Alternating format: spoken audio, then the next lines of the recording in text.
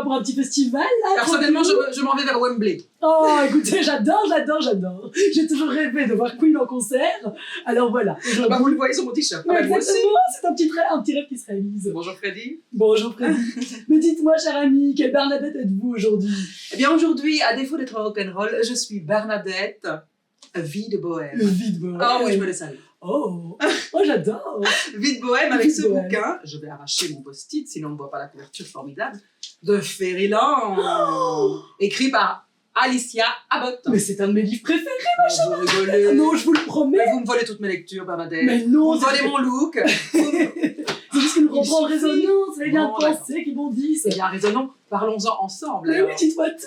Qu'est-ce Bien, que vous donc en avez c'est pensé? Alicia Abbott qui a écrit un livre qui traite de sa vie finalement avec son père et qui parle de son père, du lien qui les unit, de son éducation. C'est un petit roman aussi d'apprentissage, on voit son évolution, on la trouve à l'âge enfant hein, et on la voit évoluer jusqu'à être une femme. Et son père est un poète très connu des années, enfin de niche, hein, on s'entend bien.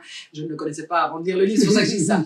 Mais c'est un poète donc américain. Ils vivent notamment une grande partie à San Francisco.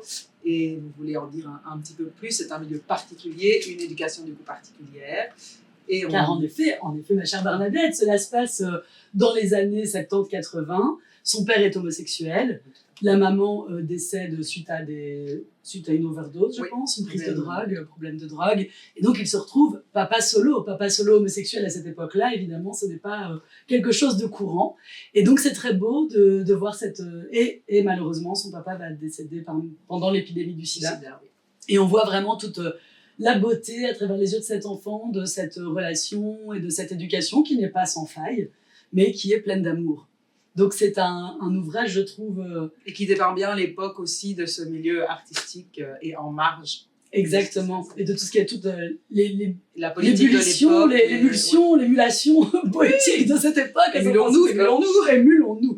Et c'est très intéressant. En effet, c'est un livre touchant qui m'a beaucoup plu. Est-ce que nous enlèverions des petits extraits ensemble? Je vois qu'il vous a fortement plu. Oui, j'avais adoré. On va lire les petits extraits ensemble. C'est parti. Je commence et vous suivez? Écoutez, je vous suis, ma chère Bernadette. Je vous suis.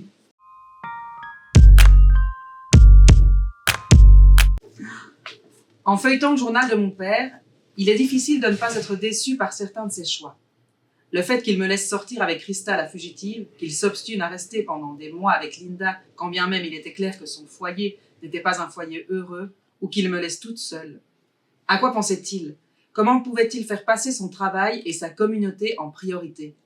Était-il trop défoncé pour se rendre compte que cet environnement n'était pas favorable pour élever une petite fille? Pourtant, je retrouve partout des preuves de son amour. Papa a envisagé de dépasser son homosexualité pour moi. C'est pour moi qu'il a emménagé avec Linda et Christa. Par la suite, quand nous avons trouvé un F2 dans le 8, il m'a attribué la grande chambre avec le balcon, prenant pour lui le séjour qui ne devenait sa chambre que la nuit. S'il a échoué parfois en tant que parent, son échec était noble. Il a tâché de faire au mieux, même s'il n'a pas toujours su discerner ce mieux, ni déterminer le moyen d'y parvenir. Selon moi, le plus frappant est qu'en dépit de toutes nos mésaventures, il n'a jamais renoncé à sa passion pour la communauté. Il était décidé non seulement à améliorer la qualité de son propre travail, mais aussi à organiser et à augmenter la visibilité des poètes et écrivains gays partout, en publiant des posters et plus tard des magazines qu'il finançait lui-même. Mon père a accompli cela tout en bataillant pour que je reste dans une école bilingue et en poursuivant sa vie d'homme ouvertement gay. Il fut un pionnier. Car il n'était pas facile d'être un père célibataire homosexuel dans les années 70. Il n'existait pas de livre à ce propos, pas de logiciel Listerve comme il y en aurait quelques décennies plus tard. Il n'y avait pas de modèle. Pour le meilleur comme pour le pire, mon père inventait les règles au fur et à mesure. Son seul guide était la conviction solide qu'il ne voulait pas que je sois élevée comme lui l'avait été. Parce qu'il ne s'était pas senti libre d'être véritablement lui-même durant son enfance et son adolescence à Lincoln, dans notre Fairyland, notre féerie, il m'a élevé au moyen de frontières mouvantes. Quand il était petit, les enfants n'avaient le droit de parler que si on leur donnait l'autorisation et les punitions physiques étaient leur lot quotidien. Chez nous, mon père m'invitait à donner mon opinion sur tout, de ses petits copains à mes punitions. Après une enfance où il avait eu droit à la fessée pour avoir couru tout nu sur la pelouse et où les marques d'affection étaient rares, papa m'a élevé dans une maison au sein de laquelle un homme nu pouvait parader dans le couloir, où j'habitais sur ses genoux et l'appelais mon petit copain. Il n'y avait jamais cette Il n'y avait jamais cette notion selon laquelle cela ne regarde pas les enfants. Mon père m'emmenait partout, me présentait à tout le monde et travaillait dur pour me mettre sur un pied d'égalité. Et comme j'étais une enfant précoce et que papa était un adulte enfantin, à certains égards, nous étions effectivement sur un pied d'égalité.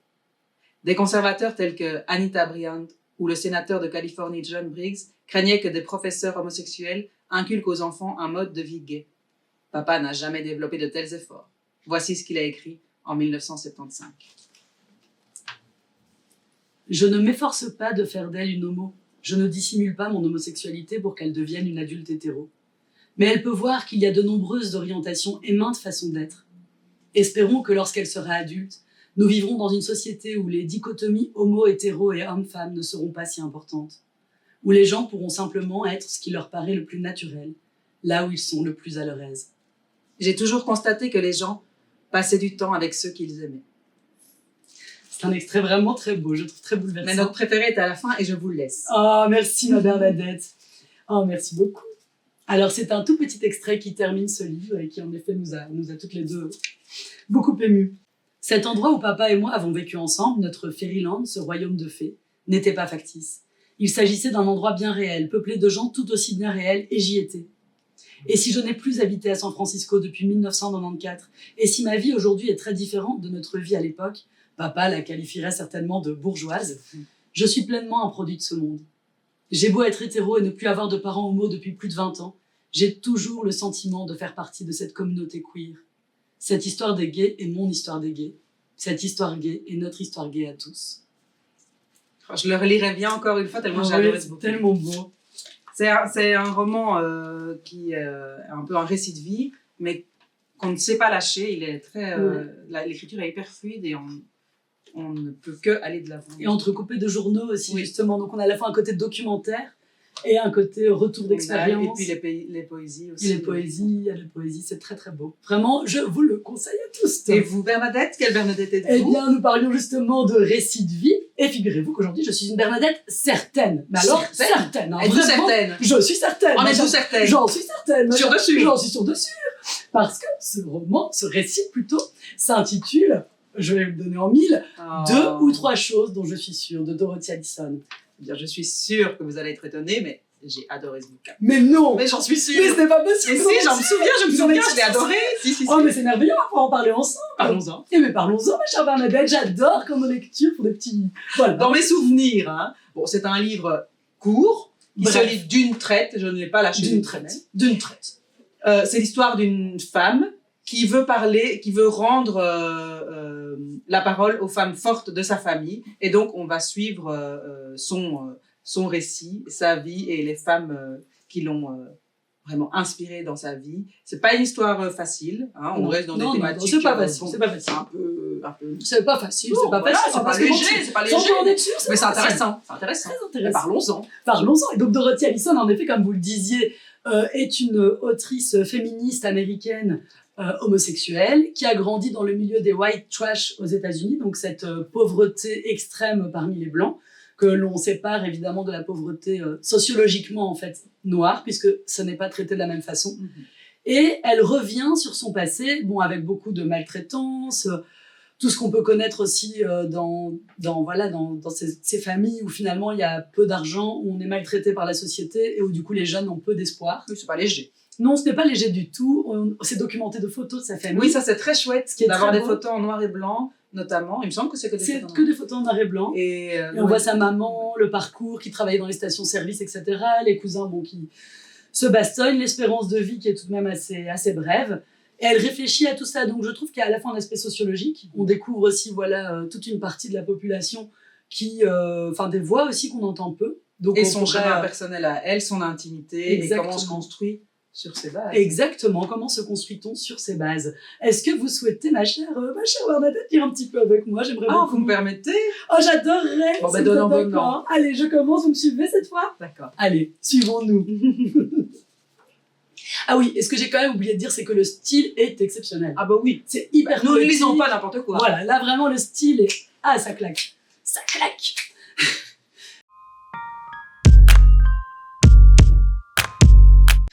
Je vais vous raconter une histoire, et peut-être que vous me croirez. Dans le sous-sol de l'hôpital général du canton de Greenville, il y a un laboratoire, j'ai dit à mes sœurs. C'est là qu'ils emmènent les bébés. Si on est pauvre, qu'on vient de la mauvaise famille, qu'on a la mauvaise couleur, qu'on habite du mauvais côté de la ville, ils s'amusent avec nous, modifient notre cerveau. C'était ça qui s'était passé, exactement ça. Vous me croyez ? Je suis une raconteuse d'histoire. Je vais travailler jusqu'à ce que vous finissiez par me croire. Lancer d'abord des trucs véridiques, puis changer quelques détails et ajouter la certitude du scandale. Je sais l'utilité de la fiction dans un monde de dure réalité et comment la fiction peut être une vérité plus dure encore. L'histoire de ce qui s'est passé ou de ce qui ne s'est pas passé mais qui aurait dû se passer, cette histoire peut se changer en rideau tiré, en bribes d'isolement, en déguisement, en lame de rasoir, en outil qui se transforme à chaque usage et qui devient parfois autre chose que ce qu'on avait prévu. L'histoire prend la forme de ce dont on a besoin. 2 ou 3 choses dont je suis sûre, et l'une d'entre elles est la signification de n'avoir aucune autre version aimée de sa vie que celle que l'on se construit. Laissez-moi vous raconter une histoire. Si je parvenais à m'en convaincre moi-même, je pourrais vous convaincre vous aussi. Mais vous n'étiez pas là quand j'ai commencé. Ce n'était pas vous que j'avais à convaincre. Quand j'ai commencé, il n'y avait que cauchemar, manque et détermination obstinée. Quand j'ai commencé, il y avait seulement l'impression qu'inventer l'histoire au fur et à mesure qu'on avançait était le moyen de survivre. Et s'il y a bien quelque chose que je sais, c'est comment survivre, comment réinventer le monde en histoire. Mais où suis-je, moi, dans les histoires que je raconte ?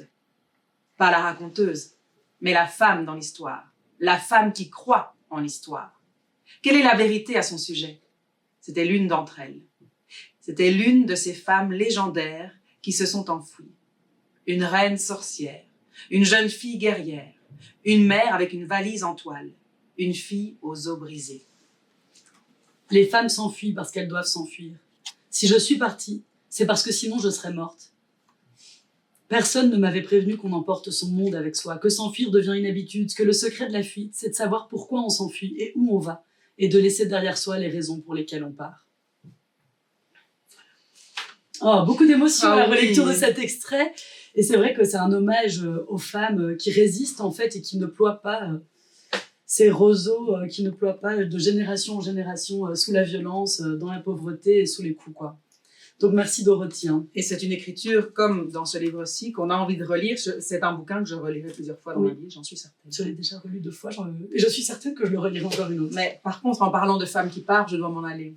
Mais moi aussi, ma chère Bernadette, ne m'en venez pas. Retrouvons-nous à un concert de rock. Oui, et puis trouvez un peu votre style, hein, il me suffit de recopier. Ah, écoutez, c'est tellement classe, je vous allez. adore. Adieu Bernadette. Au revoir, au revoir. Au revoir. Au revoir, Oui, Bernadette. on se reverra, Au revoir.